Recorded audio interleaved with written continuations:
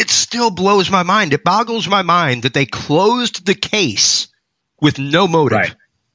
No motive. Right, with no motive. And you know damn good and well Joe Lombardo knows what the motive is. But again, this shows how dude shot over 50 people. Dude shot over 50 people. He answers to the casinos. And based on what I've learned, and what we reveal in Vegas wrong, this guy knows what the motive is. Joe Lombardo. And so again, him standing up there and saying he doesn't know what the motive is yet another bold-faced lie from a lie. Yeah, my stomach turned when I saw that. Stephen Paddock hated the casinos and he wanted to get revenge on them. And for whatever reason, those casinos don't want him saying that's the motive, possibly because they're worried about copycat crime, or I don't know what the reason is, but that's why. Because Joe Lombardo, even in earlier interviews, he came out and said that basically, you know, the guy had lost the money, Stephen Paddock had lost a lot of money from gambling, and he kind of hinted that could be the motive, but for whatever reason, he's on a rope with them. You know, the casinos who are holding him like the puppet that he is don't want him to formally reveal that as a motive. Sure. And we're going to dive into that more in Vegas wrong. Because what are you going to do? Like, let the average gambler know that, like, yeah, we're perfectly willing to almost bankrupt somebody. We're perfectly willing to let you come in and dump $100,000, and then we'll give you a $50,000 marker. Right. You know, do you really want the general public to know that? And that's how you treat, like, this one slice of people. The scumbag politicians in that city who answer to the big money don't hold anybody accountable. They're all part of this circle jerk, looking out for each other, and they all get brought by the casinos to protect the big interests. And one of the things Vegas Wrong will be exposing is that this is one of the reasons why we're not being told the truth in the Vegas mass shooting, is because of scumbag politicians like Steve Wilson, their scumbag mayor Carolyn Goodman, their scumbag governor, and scumbag sheriff who don't care about anything other than protecting the big money and getting back to business as usual. Yeah, exactly. Get the registers ringing. That's all they care about. They don't care about doing what's right. Yeah. What happens in Vegas stays in Vegas, even that. Yeah. Well, that's what they mass shooting. They tried to, and sadly, it pretty much worked. You know, when they use their influence. That's what I was telling Shannon, was that in episode 167 was the fact that, dude, you don't get it. Every stitch of news I have gotten since our first episode about the shooting, and since me having you on in Vegas, has been from you.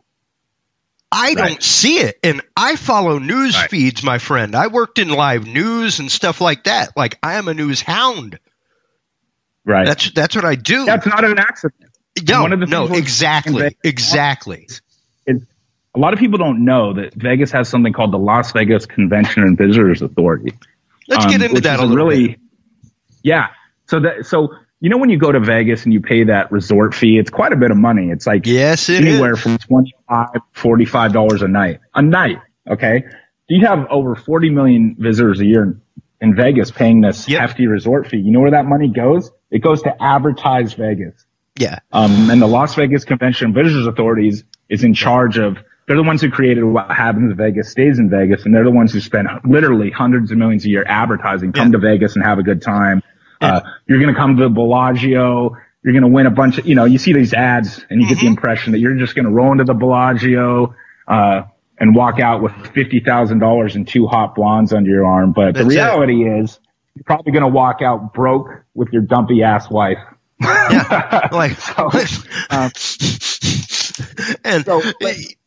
Las Vegas Convention and Visitors Authority, they're the ones who spend hundreds of millions a year advertising, like, come to Vegas.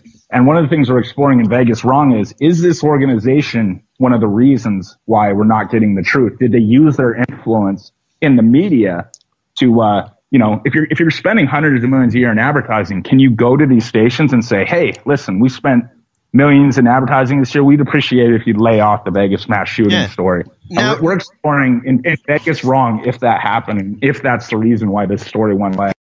Well, Stephen Paddock was, by all accounts, a really unusual guy to do this.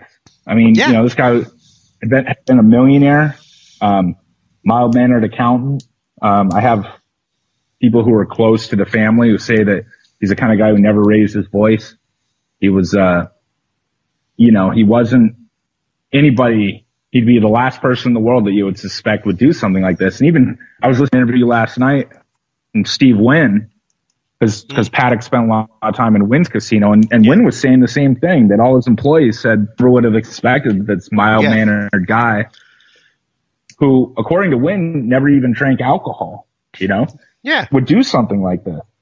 Well, a couple of the interesting facts I found were the fact that he called his mother, and just had a casual conversation. It wasn't like, "Bye, Ma, how you know?" There wasn't any kind of inkling toward anything. And even his brother came out and was like, he is not like politically involved. You know, like he doesn't toe a party line one way or the other. He's not religiously inclined in any way. You know, like there. It appears that the only thing that he was really into was just kind of gambling. Yeah. You know, now he had been a pilot. People had said like one of his great joys in life was flying, and one of the things I learned while researching him is that when he was no longer able to fly because of health reasons, that kind of drove him into a depression. And that's when the gambling started to hit really hard. I can see that. But I'm not saying at all that Stephen Paddock was any kind of a great guy. Yeah. Because I don't believe he was. And he actually was he was a contractor as well. Was it not Northrop Grumman? I know. He was an accountant. He was okay. Yeah.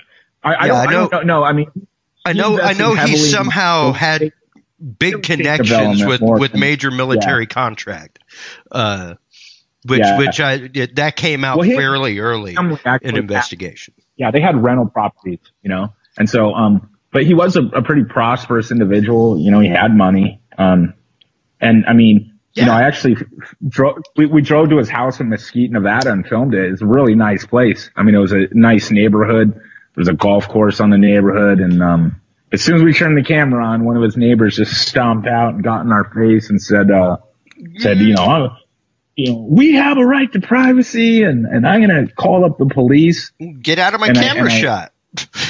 And I kind of said, oh, okay. Yeah. Call police and tell them to come arrest somebody who's not breaking any law, because obviously we weren't on anybody's property. You know, you can film from a public street. Absolutely, you can. That's the thing, is people who aren't terribly bright think they can just say to you, "Oh, I'm going to call the police," and that you'll run away. But so you know, I filmed Paddock's house, and my point is just it was a really nice house on a golf course, and I mean, geez, you know, that's not something you see a lot with these mass shooters. Yeah, it wasn't a ramshackle shack. You know, it wasn't like a Unabomber shack, something like that. You know, it wasn't a place that like looked like a bunker. It's not like a 2-bedroom apartment where one of them has an electronics workbench full of detonation equipment. You know, I fly through the window because the golf course is literally right behind his house. I mean, you know. And so that's something you haven't really seen before, is somebody this prosperous, doing something like this. But, you know, so Vegas Wrong really delves into, you know, Paddock and why he did this, or if he did it. And you know, the movie's as much about why we're not getting the truth is what the truth is, you know, and why we're not getting it is because basically everybody in Vegas only cares about money. They don't care about doing what's right. They don't care about the truth. They care about money. And they understand that this story is getting in the way of the registers ringing, and that's why they did everything they can to make the story go away. And Vegas Wrong is going to expose. That's why they've held back the Survivors Fund, all that stuff. Like there's money that people like Shannon and stuff like that who were injured, the families of the dead, things like that are supposed to get their settlement, supposed to get the money for their injuries, things like that, and totally been held back. Shoot. Yeah, when we were doing the last shoot for Vegas Wrong, you know, I checked in with some of the survivors, and they were just now getting their funds. You know, there's one woman I interviewed who was you know, she did hair for a living, and so she injured her hand and she couldn't do hair for months. Yeah. And like it was, you know, I mean, this happened in October. It was like August before I think they have something called the Vegas Strong Resiliency Center. Yeah. And he went there, and she was like filling out paperwork in August to get reimbursed for like lost funds or whatever. But so what happened with this is basically the scumbag politicians of Vegas never miss a chance for a photo op, particularly a national photo op. Yeah. And so when the whole eyes of the world were on Vegas, you had Steve Sisolak, who's running for governor, very publicly starting, rallying behind this Vegas Strong Fund. And I actually showed up and filmed some things, and he was there just glad handing everybody and Vegas Strong this and that. And as soon as the cameras were off, he was like out of there. You know, just zoom, like a road runner, just I gotta go. You have to ask yourself, like, was Vegas Strong? And that's why we call the movie Vegas Wrong. Was it really about helping the victims who, many of have never even gotten that Vegas Strong money? Or was it about helping themselves? Was it about people like Steve Sisolak helping themselves? And I think it was. I think he, and this guy, Steve Sisolak, this guy's a city councilman running for governor. And you look in a lot of the press conferences and you see him, he's the silver haired guy in the back. And you ask yourself, what the hell is this guy doing here? Well, what he's doing there is getting himself national face time so he can be the next governor, and very publicly supporting Vegas Strong. But he doesn't appear to care too much about the money actually getting to the victims, because I've interviewed a lot of them who haven't seen any. And they're, so it's just a scumbag parade in this town when you're talking about Vegas politicians. So we're going to be talking about that, like where the money really went, and was this, in the film explores. And see, the interesting thing about Steve Sisolak was, actually 3 or 4 years ago, he was the biggest opponent of the police department. This was a guy who called out the sheriff, Doug Gillespie, that was before Lombardo got in office, for like colluding with the union. He basically called him out to the point where the sheriff, Doug Gillespie, like went out in front of the LVMPD headquarters. You might even remember this from what happened in Vegas. We have that scene, and he says, "I'm offended," So he was talking about Steve Sisolak. So, 4 or 5 years ago, Steve Sisolak was like the biggest enemy of the police department. And now he's like glad handing Lombardo and kissing ass and making sure that his face is on national television and supposedly being the ambassador of Vegas Strong, when it appears that all it's really about is him getting face time and trying to help himself get elected governor. So, in my opinion, that's what Steve Sisolak's really about. And we're going to be exposing that in Vegas Wrong, too. If you want to be a scumbag, the problem with that is sometimes somebody might come along and expose you for it. I've spent the last week looking at literally all of the body cam footage from that night, because we're incorporating it into the film Vegas Wrong. What I saw, I just want to make myself clear, like, there were a lot of LVMPD officers who were doing everything they could to help that night, and there were good officers who did help, and they were just kind of figuring it out. And a lot of them I don't think can really be faulted for that. They were on the ground and they're trying to figure it out. But the question is really why it took so long to get, 70 minutes to get the officers up to the room, And it appears that there was a huge communication breakdown that night, and that appears to be one of the things they're trying to hide. And will be, and to be honest with you, I have some information, about that, that is really, really damning. And we're going to be including that in Vegas Wrong, but I have to verify it further. I actually just recently learned it a couple days ago. As long as any hitmen don't show up at my door, you'll be able to do it. So that's something that's like breaking right now. Here in September, we're actually incorporating some new information into the film right now about why there was a communication breakdown that night. And it also appears to be the real reason that the LVMPD is covering this up, because it's bad, and it's a pattern of corruption, and something that it appears that they've made a habit of doing. So it took news organizations suing them to release that. And, having spent the last week going through that footage, I'll tell you there's a lot of questionable things in it. And there's sections of it where there's no sound, and then the sound comes back on again. And there's also multiple things where officers are instructed to turn their video cameras off. You know, there's this one where they're by I think it's the Southwest Area Command. It isn't too far from Mandalay Bay, and there's like a strike team getting ready to go, and this woman's marching around saying cameras off, cameras off, cameras off, and everyone's saying yeah, but apparently one person didn't remember to turn the camera off, so that's why we have that footage. But there's also things where, you know, one of the guys doing the breach just goes, "I'm going to turn this camera off now." You know, like he says that, and then then the footage just goes off. So it's clear they're hiding something, and you know, I mean, I was, to be honest with you, when I was going through this footage, I was just like, how did they let this get to me? You know, because here's the crazy part. Like, so when the judge, the court actually called them on their BS. The court basically said, listen, you guys are stalling. Just release the footage. Like, we're not buying this crap. Release the footage. Yeah. Joe Lombardo, and what a lot of people don't understand what's going on is Joe Lombardo had an election coming up in June. So he was stalling this controversial footage to make sure that the stuff that made him look bad, made his officers look bad, didn't come out until after he was reelected. And then once he's reelected, all this video, all this stuff comes out, like where you even have one of the LVMPD officers saying that he thinks there's a multiple shooter. You have officers like being cowards in the hallways when they could have stopped Paddock, all this stuff. But a lot of it's kind of flown under the radar because the tremendous power that Vegas has with the media and their ability to shut stories down. And that's what we're exploring in Vegas Wrong. And actually my last documentary, What Happened in Vegas, went into it as well, but not to the extent that this is. You know, I've talked to people who lived in Vegas their whole life, like 70-year-old guys, and they told me that in the old days, you'd walk in and the people knew your name. Yep. There was a warmth and, you know, and they knew how to take care of you. And that's one thing you don't really see with the corporate Vegas is it's just a very cold, it's all about mathematical formulas and $45 resort fees and $11 beers. And I mean, let's be real. Like the place kind of sucks now.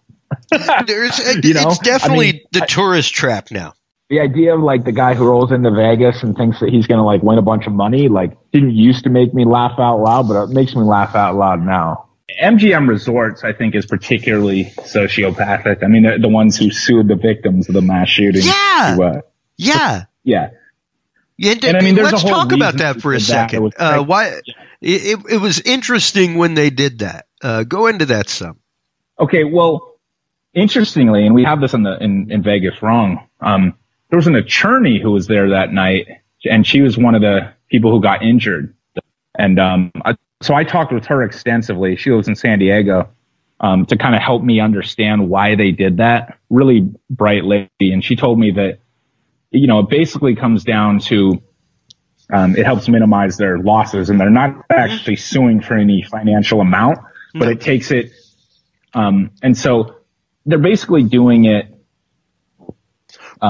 It's really like a preemptive measure to say, hey, man, that's some dude that stayed at our hotel. It's not our fault. But it's basically, as with most things, it's about themselves and helping themselves and minimizing their liability. But it's just, I mean, it certainly doesn't look good. Yeah. You know, you certainly lose the popular vote when you go after people who got shot. And they were definitely one of many properties along the Strip that donated the absolute maximum of $30,000 to the good sheriff's reelection campaign. Oh, well, see, the other thing you need to understand about that is, you know, in Vegas, the town where everybody butters each other's bread, like when they support a sheriff, when MGM Internet, like they give the campaign maximum, but then they call up their liquor vendor and that person gives the maximum. And then they call up their people who run their housekeeping services the maximum. And then they call up the food vendor and blah, blah, blah. Yeah. And before you know, those 15 to 16 companies associated with MGM, MGM International Resorts, that's the biggest employer in the state of Nevada, the number one, thousands of employees. And so that's how it happens. You know, like it's not just the MGM International gives them that money, it's all the vendors that work with them. And so it's just and so one of the questions we ask in Vegas Wrong, and we even went into it in my last documentary, What Happened in Vegas, is you know, is Joe Lombardo lying to minimize their legal liability? You know, I think there is no. I'm of the mind that there is no question about that. No question. I think you're right. But the question is, one thing you wonder is when Joe Lombardo signed up to be a cop, do you think he imagined going down this slippery slope? I don't where think he would ultimately be screwing people over and searching the big money? Or does someone like that get into it for the right reasons and then they kind of slowly sidetracked into being corrupt? The Mandalay Bay shooting had a lot to do with that. It was like you were saying earlier, the fact that it may have very well been the fact that this millionaire was just losing a lot of money to casinos and just what the hell? Well, he went from being a millionaire to not a millionaire. Yeah, exactly. Anymore. And I'm pretty sure in the report I read, I believe he went from having well over $1 million and I believe almost 2 million or slightly over 2 million. It's somewhere in that neighborhood. Yeah. To like all the way down to like, I think around 530,000. Yeah. So it sounds like things were going well for Paddock for a while and then they weren't, and that he got angry and took revenge. And for some reason, Vegas got depressed Joe and Lombardo, snapped. Yeah. Yeah. And Puppet Boy Joe Lombardo, and the people who run Vegas don't want you to know that, but that's pretty much what happened. Yeah, because kudos to my former bassist and listener of the show, follower of the Dudes and Beer Facebook page, Michael Zappla. He has held that the entire time. He's like, this dude was in debt to casinos, man. Like he ruined his life friggin' gambling. You know, he's depressed. Like he just snapped. He just snapped under the pressure of debt. I want to make it really clear. Like, no. As far as I'm concerned, Stephen Paddock doing what he did is just unfathomable. Monster. Like, I just can't. Yeah, I can't conceive of wanting to do that. Yeah. But they're trying to hide the reason that he even did it. Exactly. And that I object to. Now, nobody's saying that this guy was anything other than a monster, but so are you guys. You know? Yeah. I mean, so are you guys. I was I was a cog in the machine, man. I came and served you your drinks. I made sure that you got a double. Yeah. You know? And that's just it. The day that I saw that, I was like, oh man, I can't. Right. Yeah. Vegas Wrong, whenever it comes out, where they can go to find our Facebook page on if they look up Vegas Wrong on Facebook, that's where they can find our movie. Follow us for updates, and then if they want to check out my last film, What Happened in Vegas, that's available on Amazon, iTunes, Vimeo, and other places as well.